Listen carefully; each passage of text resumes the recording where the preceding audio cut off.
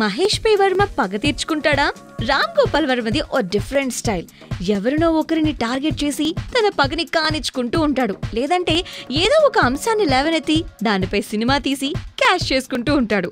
ఈసారి రామ్ గోపాల్ వర్మ మహేష్ బాబుని టార్గెట్ చేసినట్టుగా తెలుస్తుంది. మహేష్ తో ఓ సినిమా చేయాలని వర్మ స్కెచ్ వేశాడంట. అయితే అది వర్కౌట్ కాలేదు. వర్మ ఎన్నిసార్లు ప్రయత్నాలు చేసినా మహేష్ స్పందించలేదంట. ఇప్పుడు సంపూర్ణేష్ బాబుతో పోకిరి రిటర్న్స్ అనే సినిమా చేయటానికి కూడా మహేష్ బాబునే కారణమంట. సంపూని అడ్డు పెట్టుకుని మహేష్ పై సెటైలు వేసుకోవచ్చని, పోకిరిని ప్యారడీ చేయొచ్చని వర్మ భావిస్తున్నారంట.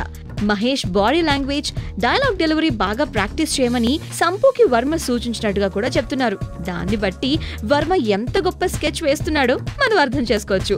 మరి వీటిపై మహేష్ గాని ఆయన ఫ్యాన్స్ కానీ ఎలా స్పందిస్తారో చూడాల్సిందే.